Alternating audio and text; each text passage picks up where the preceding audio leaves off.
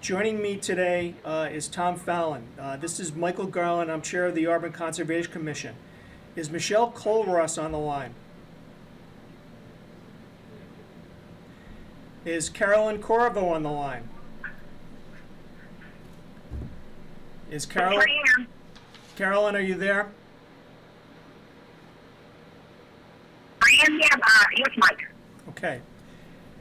Is Allison Holmes on the line? Is Allison Holmes on the line? Is Nathan? Call now. Is Nathan? I'm sorry. Who? That might have been Allison. Caller 8. Allison Holmes, are you there? I'm here. All right. Nathan Rand, are you here? All right. We do have a quorum consisting of myself, Tom Fallon, Carolyn Corvo, and Allison Holmes. There are also town officials and employees who are participating. When I call your name, please respond in the affirmative. Building Commissioner Caleb Moody. Here.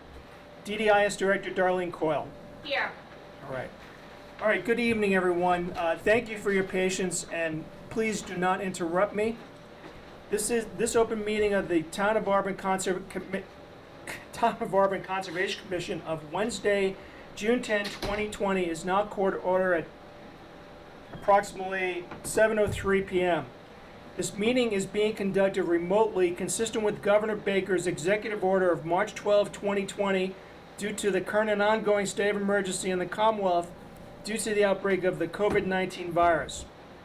In order to mitigate the transmission of the virus, we have been advised and directed by the Commonwealth to suspend public gatherings, and as such, the governor's order suspends the requirement of the open meeting law to have all meetings in a publicly accessible physical location. Furthermore, all members of public bodies are allowed and encouraged to participate remotely. The order, which you can find posted with agenda materials for this meeting on the town's website, allows public bodies to meet entirely remotely so long as reasonable public access is afforded so that the public can follow along with the deliberations of the meeting. For this meeting, the Conservation Commission is convening by remote participation for the public only, although some staff and Mr. Fallon are physically located in the planning board meeting room in Town Hall. These town employees are practicing social distancing in accordance with the governor's orders.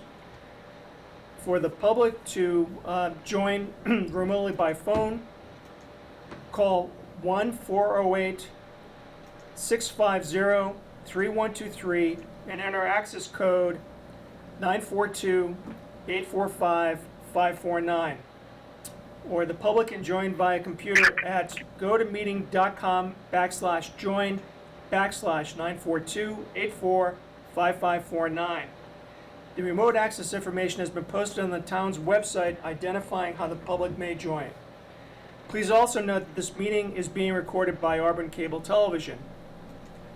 Accordingly, those members of the Conservation Commission and employees and members of the public who participate, please be aware that other people may be able to see you, and please take care not to screen share your computer.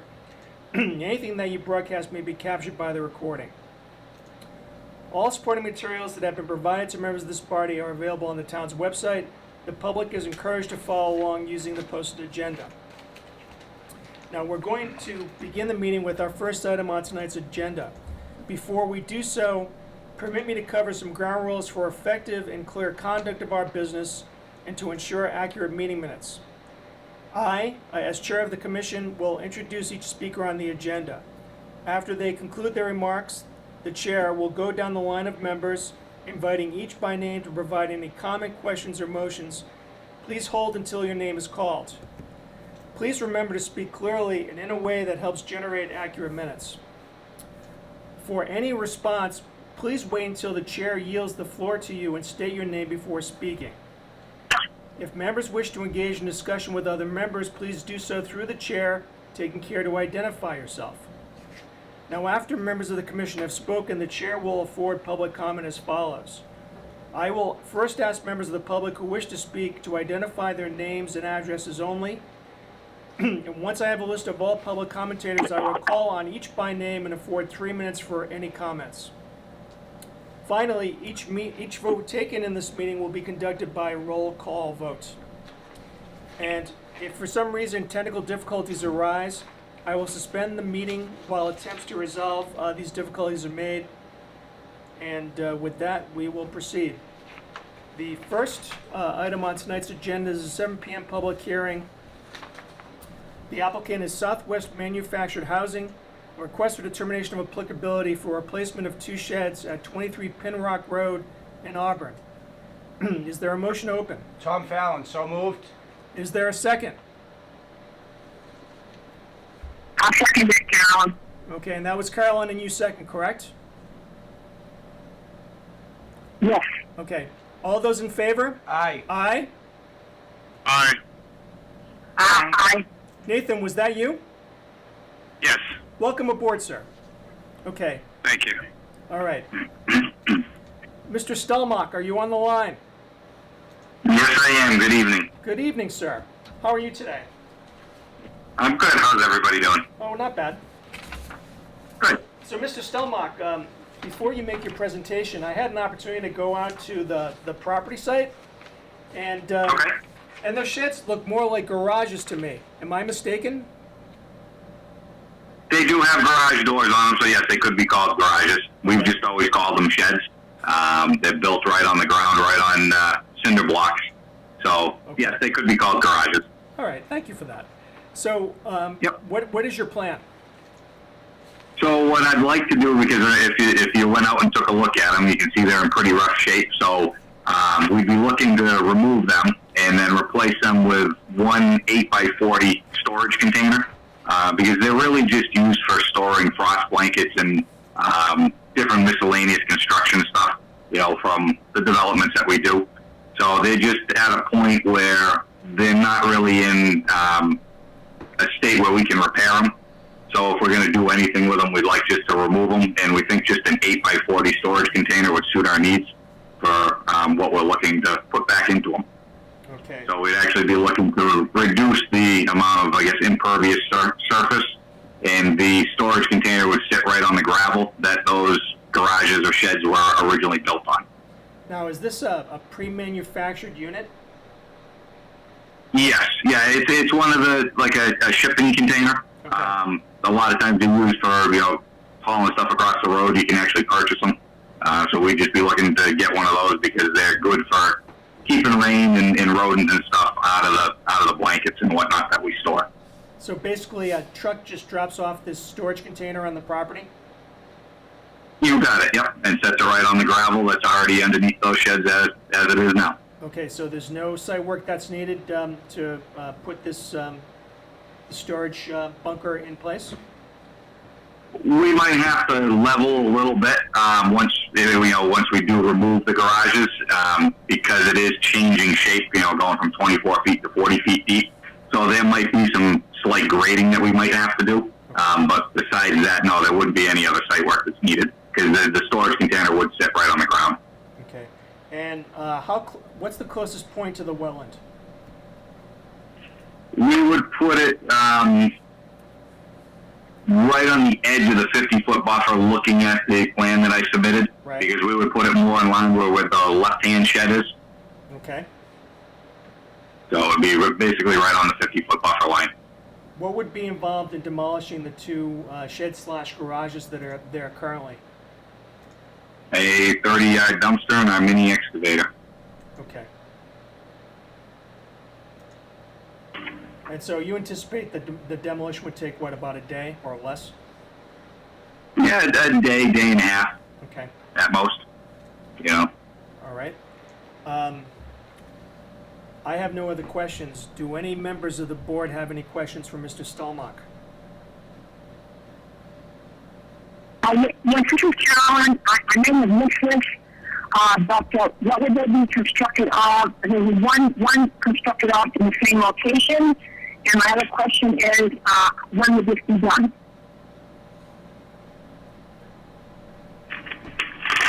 Justin, do you hear the question? Yes, I did. I didn't know if you had to speak first, No, Mr. go- Garland. go- Sorry. go ahead. Feel free to It would answer. be The new container would be a metal prefabricated container. And if it was a negative determination by the board, we would look to do this work within the next month or so. Okay. I mean, clearly, Thank you. Thank you. Allison, any question? I guess I just would want it to absolutely be outside the 50-foot buffer if you were putting in something new. But you don't have anything drawn on here, so it's kind of hard to see what you are implying. Is there any erosion control going to be up while you're doing the demo? Mr. Stelmach? Yes, on the downhill side. Yep. On the downhill side, which is really behind the sheds. It's pretty level there before it drops off right to where the wetlands are. But it does slope down slightly to the area located behind where the sheds are now. Do you have objection to, agreeing to move it outside the 50-foot zone?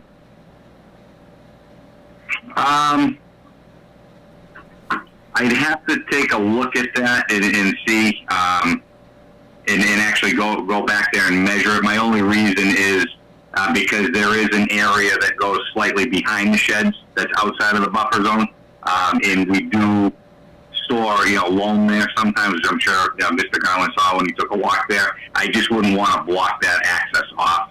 So if that was the only way to do it, I guess my answer would be I would do it if I did decide to move forward, if that was the board's decision. Obviously, it's preferable. I mean, I think any effort to do that as much as possible is always appreciated. Okay. I mean, my observation, this is the chair, my observation was that you do have some room towards Pinrock Road where you could actually bring the storage bunker closer to the road. Would that be a problem for you? Yes, we do. Okay, all right. Nathan, So any questions, Nathan? No, I was going to ask the same thing. If they could be moved to the left where that trailer is now, or moved forward, but just to get it out of the 50-foot zone. Exactly. Tom, any questions? No questions. Okay. Is there any member of the public that has any comment about Mr. Stelmach's application?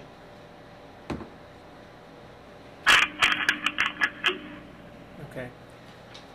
If there is no further questions from either members of the board or the public, is there a motion to close? I make a motion that we close the hearing for the applicant, Mr. Stelmach. Okay, and that was Carolyn Corvo. Is there a second? Yes, I'll second. Carolyn, yes. Okay, that was a second by Nathan. Any discussion? All those in favor of the motion to close, say aye. Aye. Aye. Aye. Okay, it's a vote. All right, Mr. Stelmach, we hope to render a decision this evening, so I thank you for your attendance. Okay. Thank you very much. All right, thank you. Have a good evening. Okay. Bye-bye. You too. Bye-bye. I keep looking at that clock and I know it's wrong, so I'm gonna stop doing that.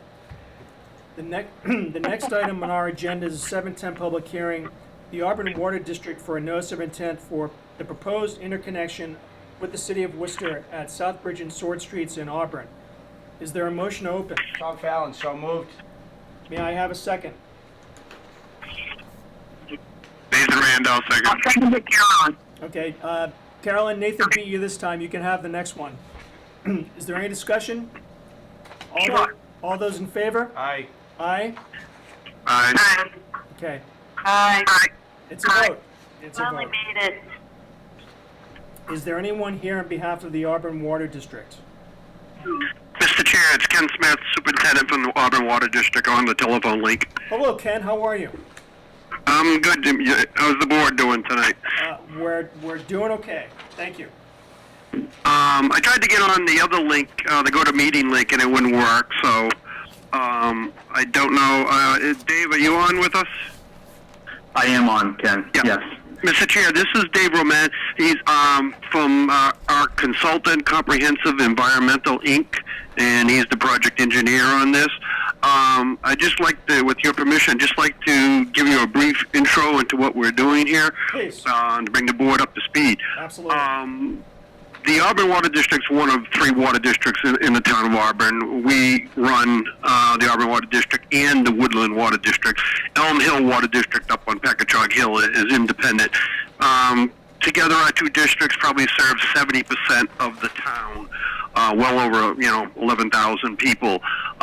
In an effort to maintain adequate sources to serve our customers, our present customers, and our future customers, the Auburn Water District is always looking for new water sources. Not that demand is increased, but you always got to plan for the worst here. So through the years, the Auburn Water District, in conjunction with CEI, has been very successful in obtaining grants under the Water Management Act, and the grants are called SWIMI, the Sustainable Water Management Initiative. Dave, did I get that right? Yes, Dan. And we've been, since about 2015, we've been getting grants to study how to develop new sources of water. And these grants included recycling water, rediverting water, recharging water. We've drilled exploratory wells to see if we could find some more water.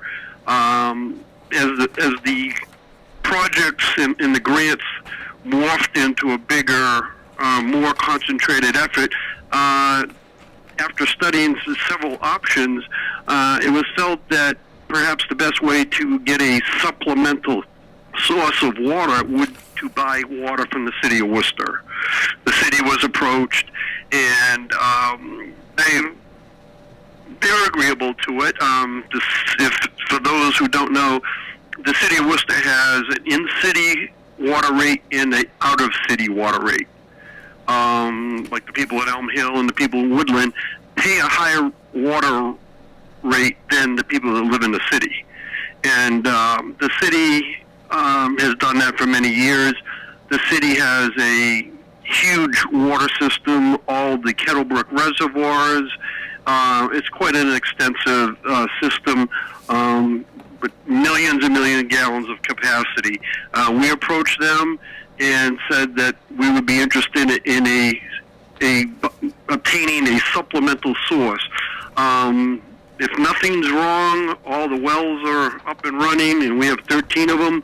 Nothing's down for maintenance, or it's extremely dry, or God forbid, we have another accident up on the turnpike or the highways with fuel releases, of which we have numerous, and we've had to shut down wells in years past as a precautionary measure to protect the water source while the release is being cleaned up. Last February, we had 4 accidents in 1 month, or 4 releases. Recently, we had a couple of rollovers at the interchange with less than a week apart. So we're very susceptible to contamination from accidents with fuel releases and substance releases, as well as contamination of roadway salt. We have wells adjacent to many of the highways, and people always say to us, why did you put your wells next to the highway? Well, the way it really is, why did the highways get built next to our wells? Exactly. Back in the 50s and 60s.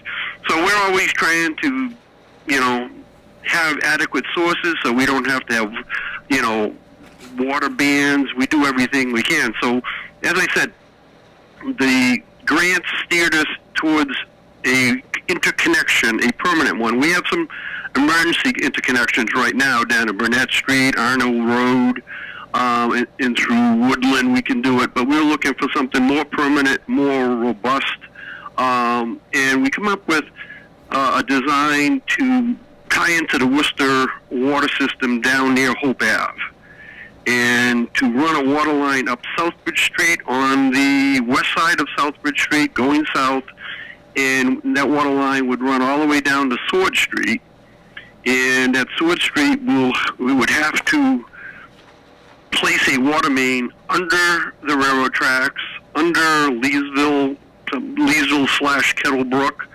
and to tie it into our existing water main on Sword Street in the vicinity of the sewer pump station over there. The design was developed. We've gone through permitting at the state level. We've submitted EIRs. We've been dealing with Mass DOT on this because hopefully we have to locate a little metering building that's going to be within there right away down by Worcester Elevator. And as the result of these efforts in almost 5 years with the work, we've come up with the proposal that it's on here now, hence the notice of intent, and that's why we're here before the board. If that's a quick summary, Mr. Chair, with your permission, I'd like to turn it over to Dave Roman for a more detailed explanation. That would be fine. Thanks, Ken. This is Dave Roman from Comprehensive Environmental. So I'm actually sharing my screen right now, and Ken pretty much went through all the different slides. So I'm just going to do like the lightning round here about just a 1 minute overview really quickly. Okay. Sorry about that, Dave. No problem. So as Ken said, Auburn Water District supplies water to most of the town of Auburn. And as he mentioned, a lot of the wells are right next to major highways like Route 90, so they're susceptible to contamination from fuel spills and salts. And they've been doing some monitoring over the years, and the chloride levels in the wells has been increasing. So if one of these wells were to become inoperable, or multiple wells were to become inoperable or down for maintenance, it's possible that water shortages could occur. So the real purpose of this project is to improve the overall system resiliency. As Ken mentioned, to be able to handle emergencies, like if there's a fuel spill on the highway that might take the well offline for some months, or just to handle future demands if they were to increase. So the purpose of this project is to construct a water supply interconnection with the city of Worcester. As Ken had mentioned, this project has been going on now for probably 4 years or so. Looking at a bunch of different alternatives and options. So there was quite an in-depth analysis done to see if there were some possible sources within Auburn that could be used. So 5 different options were looked at. And what it turns out is that the options either did not provide enough water, or they had their own issues with contamination that would require treatment, and that would thereby be quite expensive and more or less too expensive. So the interconnection with Worcester was selected as the most viable option.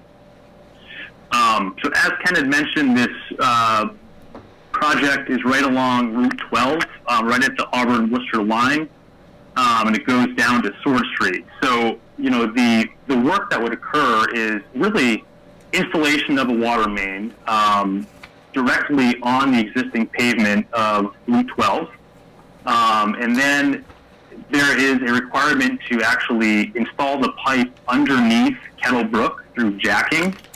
And just so you're all aware, we did look at the potential of installing the water main along Sword Street, but it's currently not feasible. There's a series of culverts that cross underneath the road there that are in quite bad shape, and there was just no feasible way to get it over there. So the jacking, would occur underneath Kettlebrook, about 5 feet below the bottom of Kettlebrook.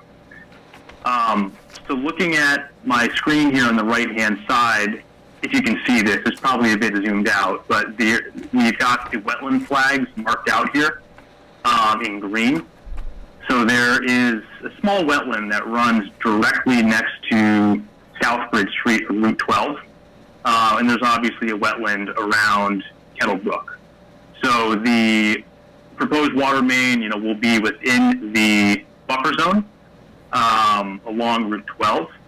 And again, most of this, or all of the water main, I should say, will be installed on the existing pavement. So the mitigation measures here would be perimeter controls to ensure that, no sediment enters the wetlands.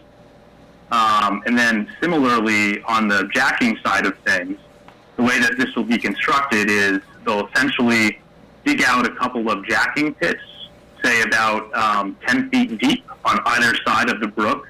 And again, that won't be within the wetland resource. It'll be outside of the wetland resource area.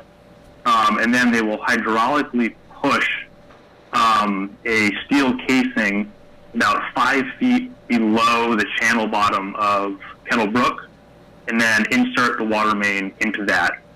And there's no surface impacts expected during the jacking. And the jacking pits will be filled in, after construction. And the mitigation measures for this, it's likely that some sort of dewatering will be needed as the jacking will be occurring below the brook.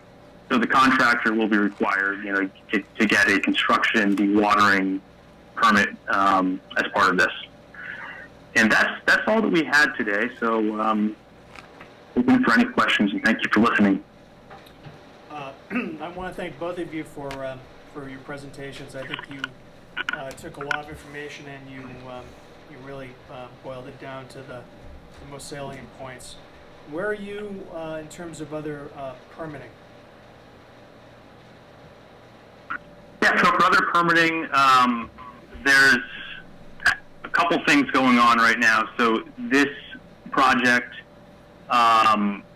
since we're getting water from the city of Worcester, and Worcester actually gets its water from both the Nashua Basin and the Blackstone Basin, we're required to do some permitting under the Inter-Basin Transfer Act. So that requires submittal of an environmental impact report. That is currently in process. So we submitted that about a month ago, and we are expecting to receive the final comments for that actually probably on Monday. So that's in process. I would expect that would be completed this summer. We are required to have a Mass DEP water distribution modification permit. That is on hold until we're ready, until everything is approved. So once the EIR is approved, if we're able to obtain an order of conditions here, we'll finalize the plans and we'll do that permitting. And then the DOT permit, we need a highway access permit. In particular, there is a small metering facility. It's about the size of a 20-foot by 10-foot shed. It will be installed right next to Route 12. So we're currently working with DOT on obtaining a easement for that. So still very much in process. Understood. I know because of COVID, it makes doing sidewalks rather challenging, but I think it would still be beneficial if members of the board, if we could arrange and practicing social distancing to walk those proposed areas, especially on Sword Street, if that would be agreeable to the applicant. The water district has no objection to that. Okay, so I guess the only question then would be when we can do it. Any thoughts? As far as the water district, we're available anything but this weekend. But it was this weekend that I wanted to do it. Now, I'm kidding, you can. Okay, I'll come back. No, I'll it's come fine. back. It's fine. It's fine. Actually, Yeah. so why don't we plan on doing it? Our next meeting is going to be June 24th. Would you be available that prior Saturday? That would make it the 20th, if I understand it right. Next week. Yeah, I think that's correct. Yeah, I can make it happen. First day of summer. Okay. Dave, what's your schedule? Yep, we can make that work. Okay, I'm not cutting into your fishing time, am I, Ken? No, I don't fish. Okay, well then I do the drinking part. very good. In that case, why don't we plan to meet? Why don't we meet at Sword Street then at 9 o'clock on June 20th? Okay, 9 a.m. At Sword Street.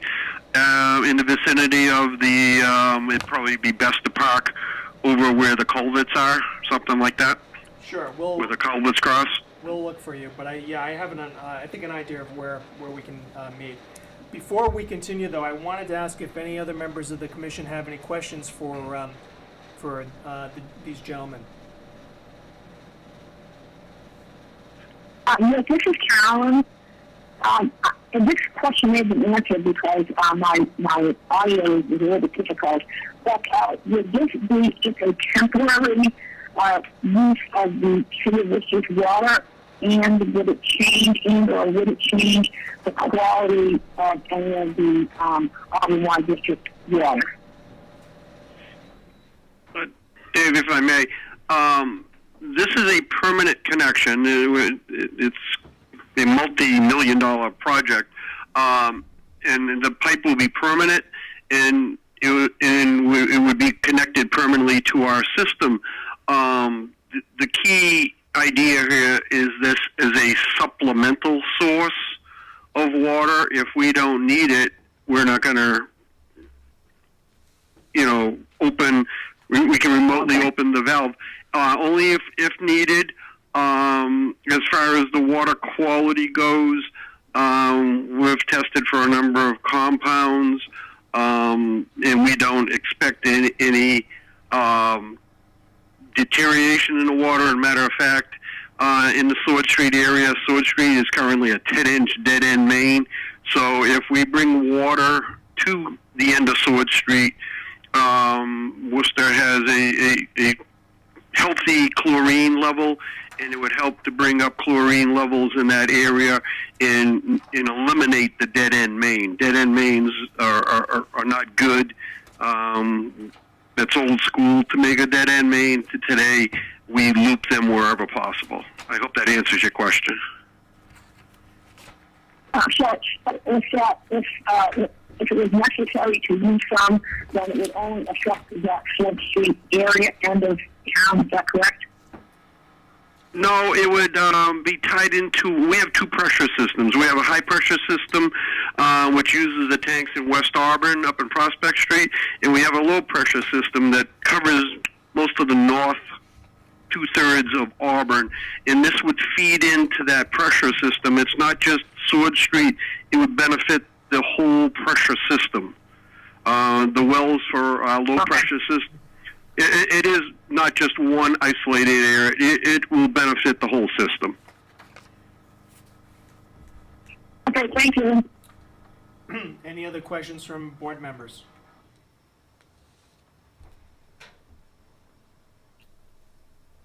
Okay. Are there any members of the public that have any comment?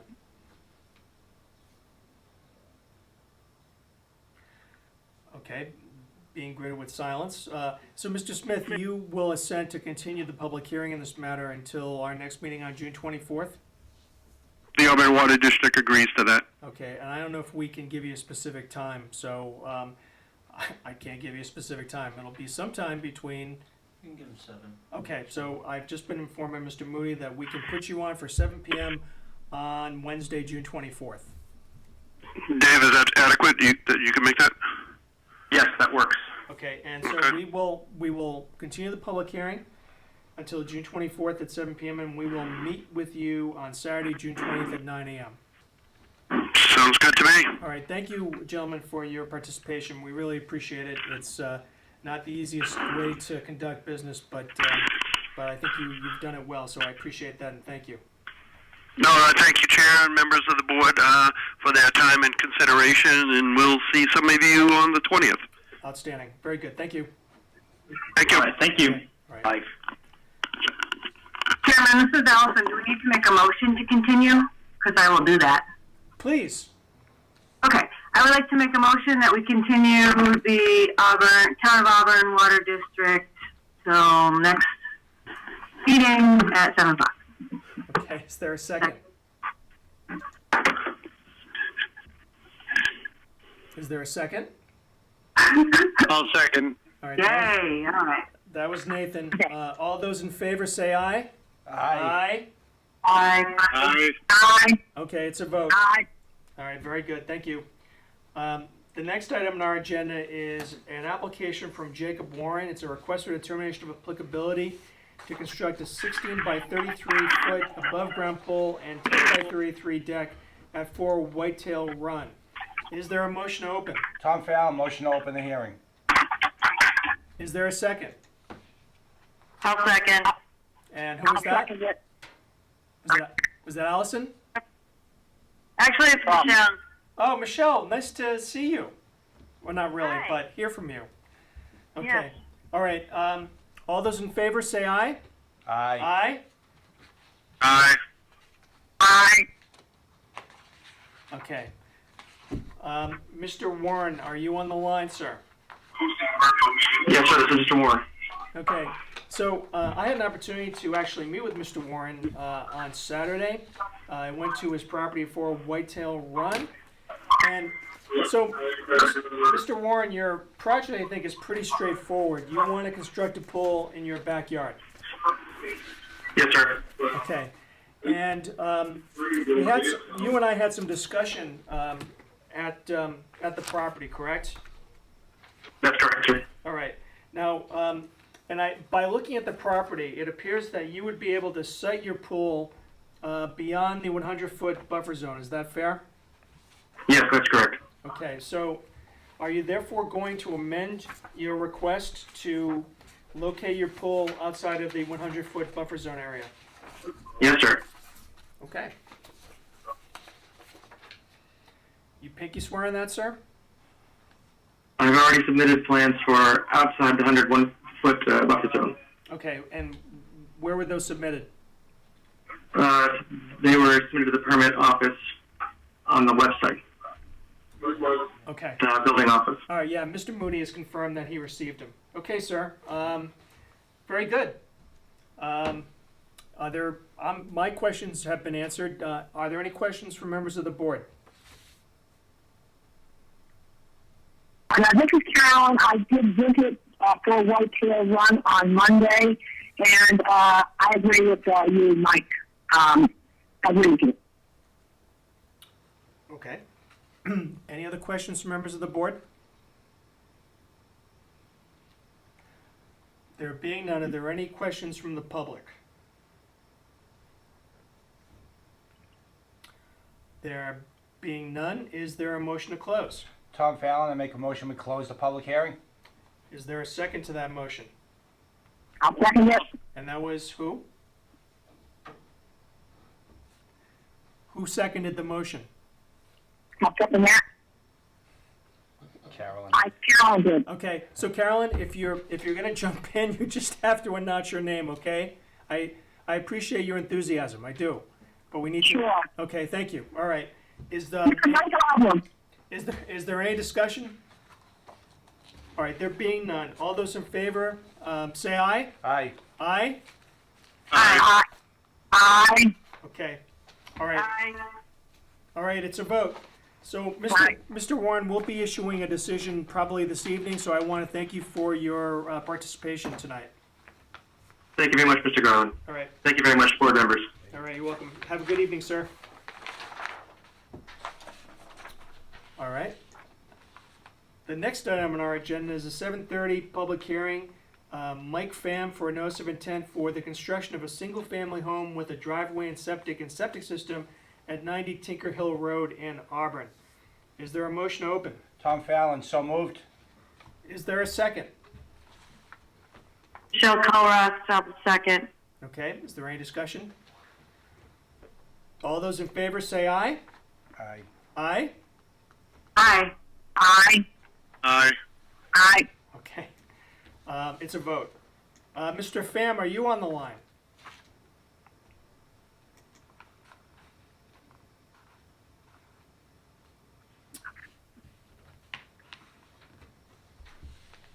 Is there anyone on behalf of the applicant for 90 Tinker Hill Road on the line?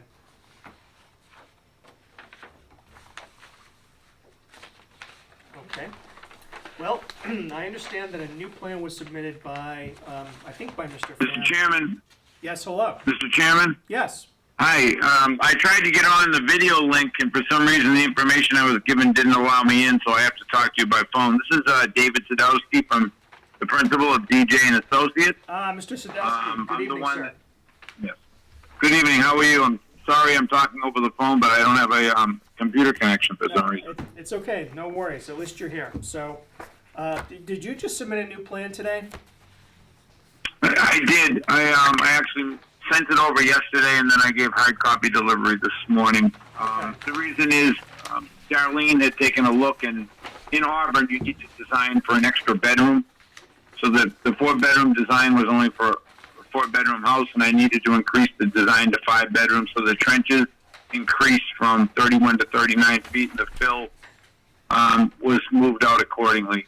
The new plan shows that the edge of the fill 37 feet from the wet line, and it shows the closest trench 69 feet from the wet line. The actual house and everything else did not move. The proposed building and the proposed tanks, pump chamber and such. Okay. So I went and took a look on Saturday, and I must admit I was eyeballing it because I didn't see. I mean, I saw where the property was staked out, but I mean, obviously it's an undeveloped parcel of land, steep that slopes away from Tinker Hill Road. Mr. Moody has given me a copy of the new plan. Okay. So according to the plan, you're going to actually install the septic in the front of the towards the front of the property, correct? That's correct, sir. It's the same as the other plan. Right. Okay. Do you need to bring in any fill material to level out the property since it does slope at a decent rate away from the road? There will be some, but there'll be excavation for the house itself. And when the excavation for that happens for the basement, some of that material will be used. Of course, there'll be sand brought in. We did have great septic rates up in there. We had a 7 and a 10-minute perk. Okay. As you could, if you saw the piles from where the excavation went for the soil testing, you could see it looked like a pretty good gravel sand that was evident. Also, that wetland system was completely bone dry. I understand there's a couple kettles up above that fill up in the wintertime and run down through. They do create a wetland. There was nothing flowing the day that I was there this morning looking at it. I mean, I was there on Saturday, and I admit I didn't see any. There was no flowing water at all. So I tend to agree with your assessment. And I did see you did perk test or you did deep hole. Did you do both? We did both. That's what I thought. Okay. All right. Yeah, we did four deep holes. I'm sorry to talk over you, Mr. Chairman. We did 4 deep holes and 2 perk holes. 1 perk for the reserve, 1 perk for the primary. That's where we get the 7 and the 10-minute rates. Uh-huh. And then the deep holes, we went 10 feet without hitting anything. Understood. Okay.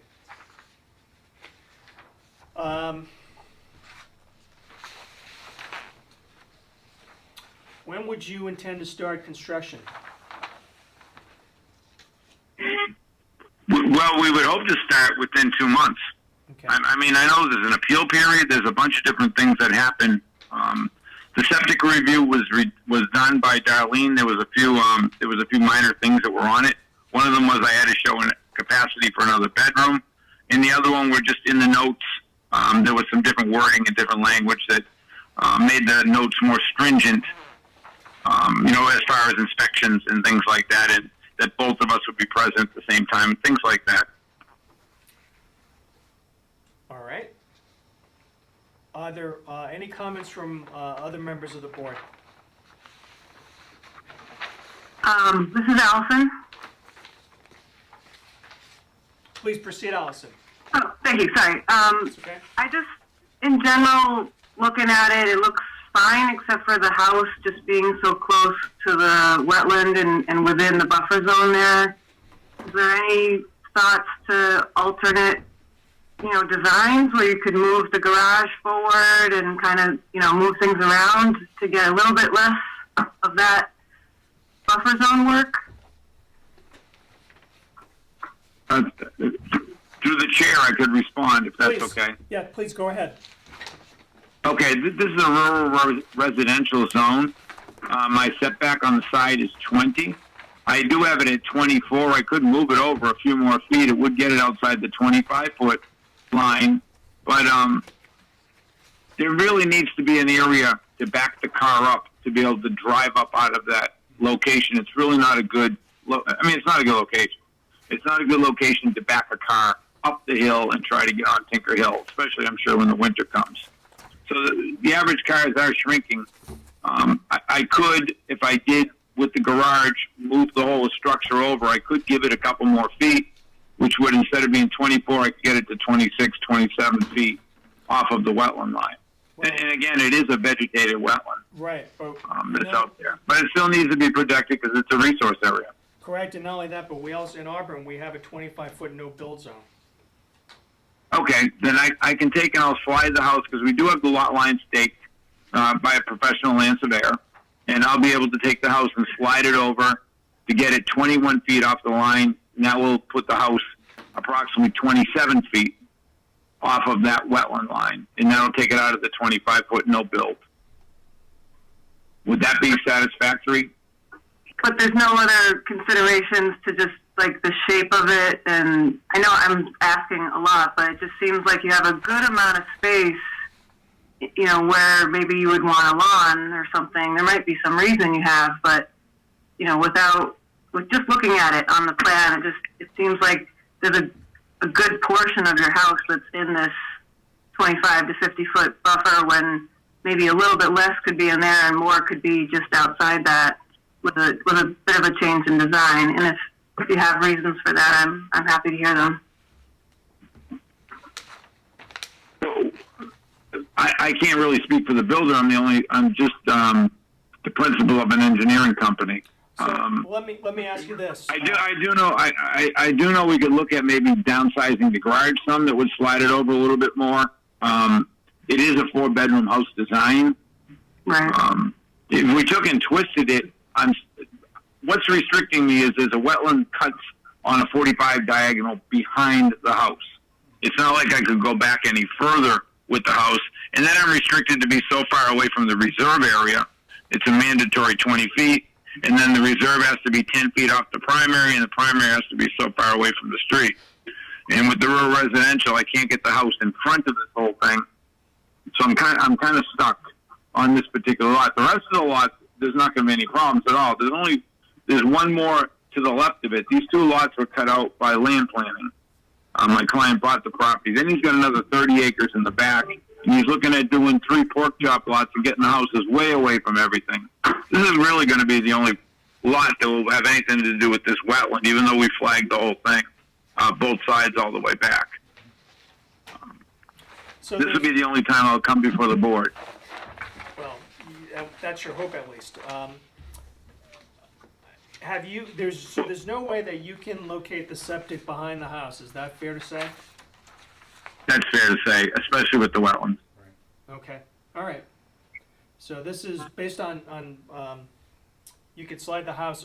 You can't get, or your representation is that you can't get the house out of the 25-foot no build zone, though. Correct? Oh no, I'll get it out of the 25 no build. I'll get it to 27 feet. All right. I'll slide it 3 more feet over because I've got 20. If you look at the plan, the right-hand side shows a 24, right, and I can slide the house to 21 and still not be in. I still will meet the rural residential side yard setback of 20, especially with a stake lot line. So I can pull it out of the 25, and I'll have it at 27. Okay. I can talk to the builder and see if he'll go to a 22-foot wide garage. Problem is, with the doors open up and you have 2 cars inside, you start dinging and hitting, and you need a couple feet on each corner of the garage to put garage doors. 24 is ideal for people, but if it's that critical to get a couple more feet, we could look at doing something like that. So, are there any other questions from members of the board?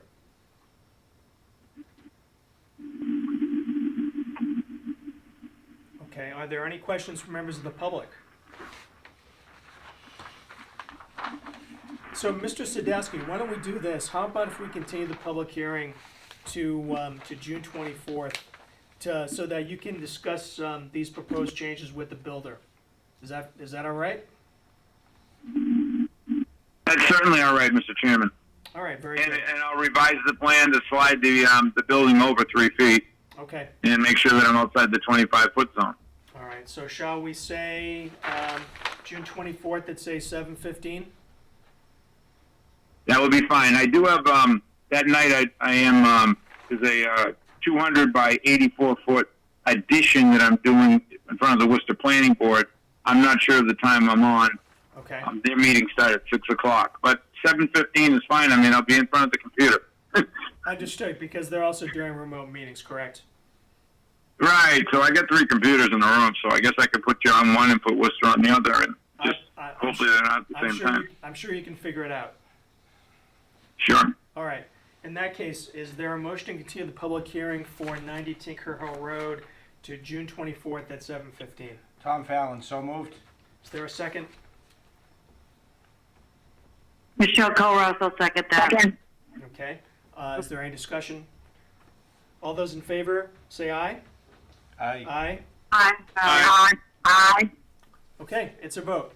All right, Mr. Zadowski, thank you for your participation. I'm sorry you couldn't connect with the computer, but we will talk to you on June 24th at 7:15. Yeah, I heard the gentleman from the Auburn Water District couldn't get through either with the number that he was supplied to get on video-wise.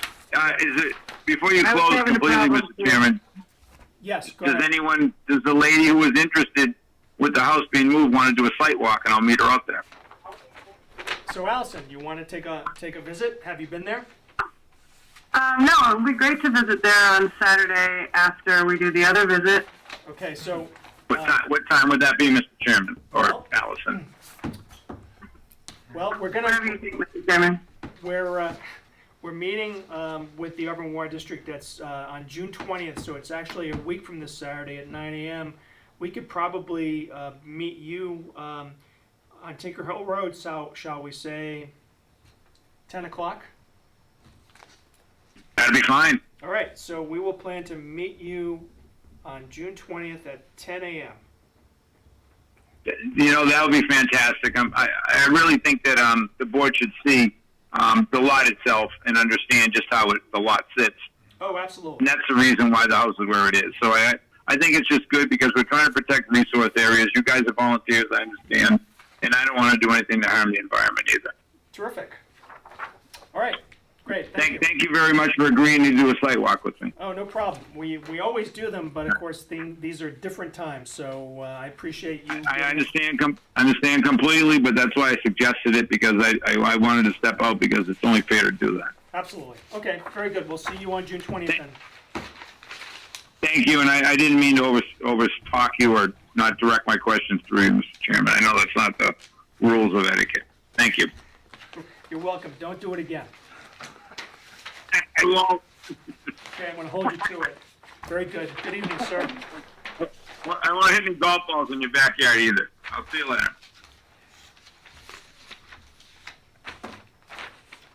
All right. The next hearing on our agenda is a 7:40 public hearing. Eastland Partners, Inc., a notice of intent for the proposed construction of a two-family structure with decks, installation of all utilities to service the structures, and associated grading with the 100-foot buffer zone at 31 and 33 Albert Street. Is there a motion to open? Tom Fallon, so moved. Is there a second? Nathan Randall, second. Alan seconded. All right, we're going to give it to Nathan because he was first. All those in favor say aye. Aye. Aye? Aye. Aye. Aye. Okay. All right, is there anyone here on behalf of Eastland Partners? My name is Peter Lavoie, and I am here representing Eastland Partners. I work for Turning Point Engineering. Well, good evening, Mr. Lavoie. I hope you didn't wait too long. Oh, no problem, no problem. Okay, so if you would, just give us a brief summary of your project.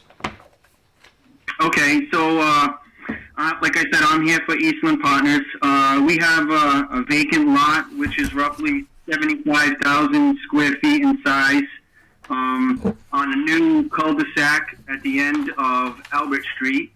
We have wetlands located in the back of the property, so from the cul-de-sac back to the wetland, that's how the topography slopes on the lot. Mm-hmm.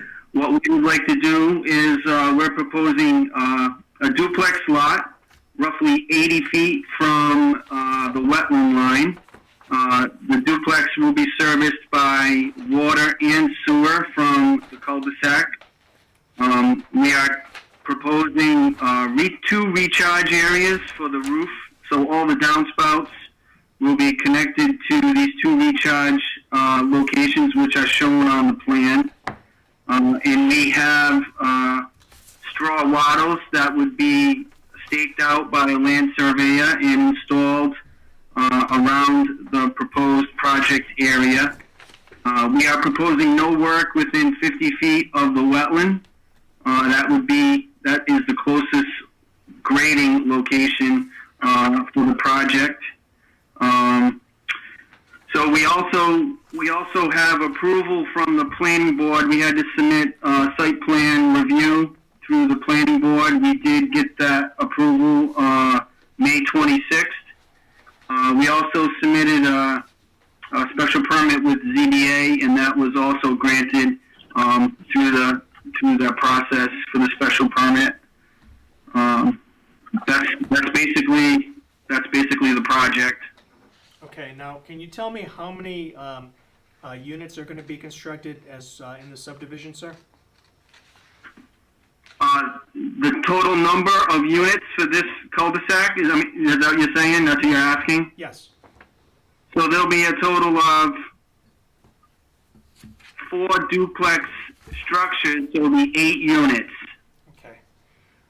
We received comments from the DEP actually late this afternoon, and you probably haven't had the opportunity to see them, although maybe you did. No, I did see them, yes. Okay, and so you can see that they're requesting that a stormwater report and stormwater checklist be prepared and reviewed by both us and DEP. So as part of the subdivision, that was reviewed by Graves and approved already for the subdivision, and it did take in account the duplex units for that stormwater report, and that was just recently reviewed by Graves. Was that because for the, we go ahead. was I'm that sorry. For the planning? No, it's all right. Was that for the planning board? That was for the planning board. We just submitted a modification to the planning board, and we received comments from Graves also today, or it was yesterday, because we had planning board yesterday, and they have no issue with the stormwater report. Well, sir, since that's kind of our bailiwick, we would certainly like to have the opportunity to see the Graves report ourselves. And actually, I'm a little surprised why we didn't get a copy of it. Basically, it's because the modification was submitted to the planning board. I guess that they didn't submit it to conservation. You would be correct, sir. So I think for that reason, Mr. Lavoie, and just out of an abundance of caution, and because frankly, it is within our jurisdiction, and we are interested in what Graves had to say about the stormwater aspects of this project. I would suggest that we continue the public hearing to June 24th as well. I'm only speaking for myself, but I would be happy to hear from other members of the commission. Tom Fallon, I concur with the chair. Any comment from other members? Carolyn Coyle, I concur with the chair. Okay, I concur with the chair. This is Carolyn. thank you. Anyone else?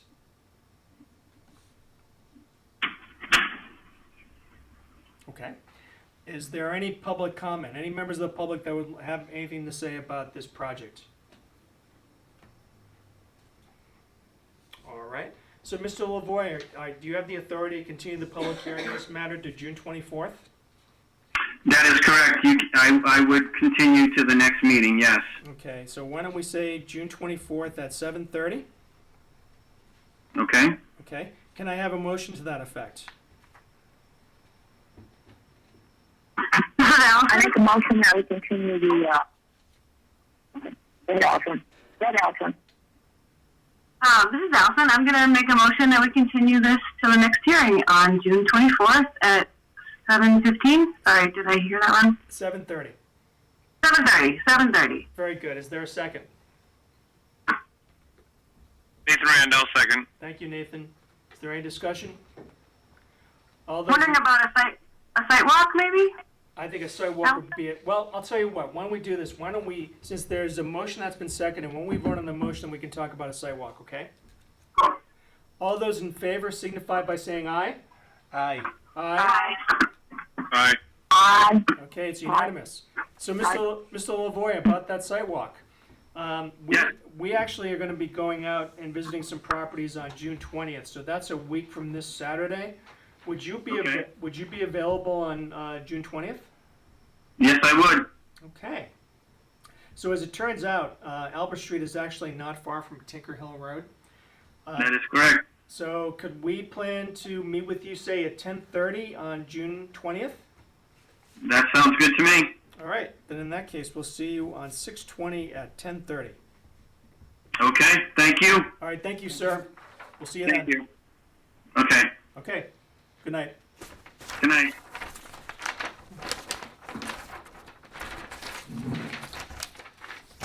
Okay. So we have a couple of orders to enter, but before we do that, we received a complaint actually a while ago about a pipe coming from the slope of 341 Leicester Street and going to a pond located at 343 Leicester Street.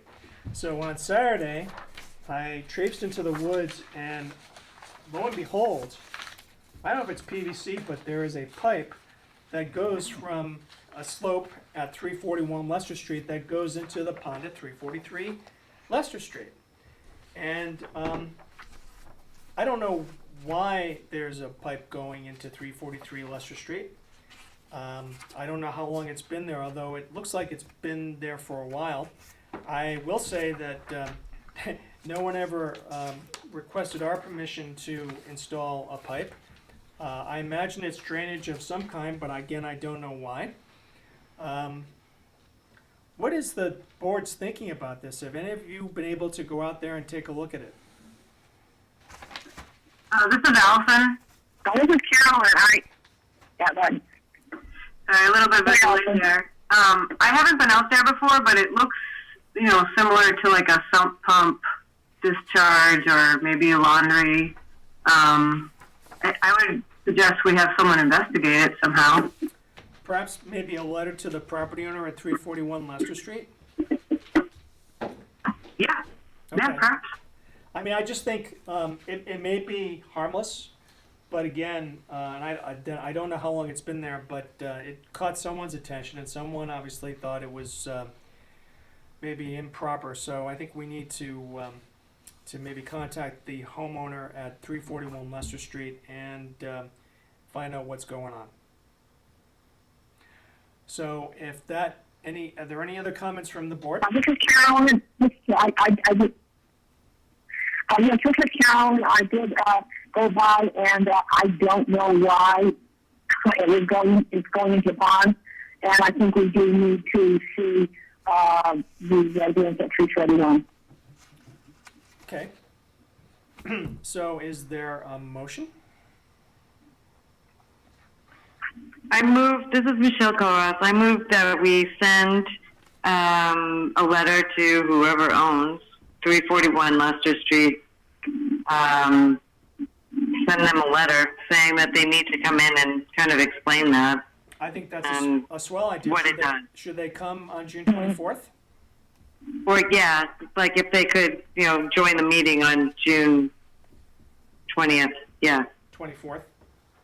24th. Sorry, That's June okay. 24th. Yes. All right. Is there a second? I'll second that motion, Tom Val. Is there any discussion? All those in favor? Aye. Aye. Okay, it's a vote. I will prepare a draft, and I will submit it to Ginger, and hopefully she can get it out within the next few days. Okay, we have some other, there are other items listed on our agenda. I'm going to take them out of order. So apparently there was a a call from a James Buckley complaining about an illegal filling of wetland at 404 Leicester Street. I did a drive-by on Saturday. I did not stop at the property. I did not see, frankly, a wetland, and I did not see any evidence of filling, but I also did not go onto the property or speak to the property owner. So I actually hope to do that perhaps in the next week or so. With respect to, so that was number 4. With respect to number 3, there were questions from a Julie Carlson at 250 Leicester Street about Darkbrook. I don't remember seeing any questions, so I don't know if I didn't get them. I'm not quite sure what that is. I would suggest we carry that over to the next agenda for June 24th. With respect to number 2, which is Deborah Nurse at 17 Goddard Drive, it appears she's having issues with water runoff from her backyard. I did not have an opportunity. Go ahead. I stopped there tonight before I came here. Okay. And was able to actually talk to her. All right. This is Michelle. Yes. Yeah. Sorry. Yep. Okay. Michelle. All right, Michelle. Continue. I think that. So I looked at it. I mean, obviously it was pretty dry this evening. There was quite a bit of damage done from the runoff. So I asked her what she was looking for. What are you looking to do? And if there was a wetland, because I didn't see, I mean, it was bone dry. Okay. Besides the runoff damage, it was bone dry. So I had asked her what she wanted done and where the wetland was, that she would contact us. And she was like, oh, there isn't a wetland, because there was a big pool right there as well. And she's like, but the tree is going to come down into my pool. And I was like, well, if there isn't a wetland, this isn't really our jurisdiction. I think she was thinking by contacting us that we were going to replace her flowers and her stuff, okay, and maybe take down the tree. Could she explain to you what she thought was causing the runoff into her backyard? It's the way her yard slopes. So it looks like they built it up a little bit, like her pool area. Okay. It looks like they built up her pool area, and now the way it drains down, and the way that basically her yard is, it drains down into the back half of her yard. So it's on one side. So if you are looking at her house, the left-hand side of her house, it drains down where her garden was, and it kind of rips on one side. So I was like, look, you're going to need to either plant grass there so it, plant grass there so it doesn't rip down and it actually, absorbs into the ground better. It looks like the flower bed that she had, it just kind of, it eroded away. I mean, it eroded away. Okay. In the back half, where the trees are, there's a pine tree that the way the runoff is going, it is eroding. I don't necessarily see where it's going to drop into her pool. I think she just wants it. I think she just wants the tree gone, and I think that she thought that we were going to pay for that. And I was like, no, I don't think that's going to happen. So my question is, was there anything that you saw at the property that confers jurisdiction on the conservation? None. Not even a little. Okay, so no. This apparently is a dispute, and these things actually do happen where, for whatever reason, due to topography or other reasons, water runoff can seriously impact an adjacent property. But again, if it's not wetland related, I don't see that we have jurisdiction in this matter. Yeah, we don't. And she even said, no, I'm not on a wetland. If they have a pool there, they have everything else. I mean, if they've gotten, and the tree was like right there. So, I mean, if they did, they built the pool illegally too. So, yeah, no, I did not see, it was bone dry everywhere. Okay. I did not see anything even remotely, not any plants, not any water, nothing. No. Understood. So. And This is Nathan. I went by also, and I agree 100%. It has nothing to do with conservation. Okay, all right, that's good enough for me. And then finally, again going in reverse order, number one, there was a question or a request for guidance from property owners at 278 and 280 Bryn Mawr Avenue about saving trees from erosion at the shoreline. I don't know that there's anything that we can do. We don't have the funds to assist in that. I don't know if there's any guidance from DEP, but perhaps we can make a further inquiry.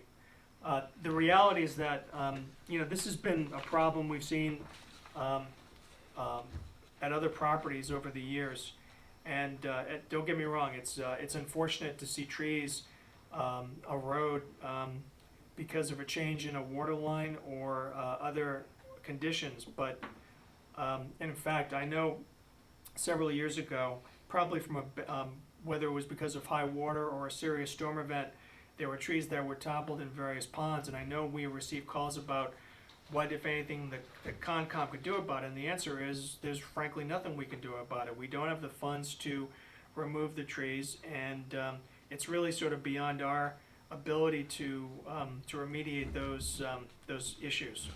But I will contact DEP and see if they have any guidance or can make any suggestions regarding that issue. All right, so we closed 2 public hearings tonight. Both were requests for determination of applicability. With respect to the replacement of sheds at 23 Pinrock Road, is there a motion? This is Allison Holmes.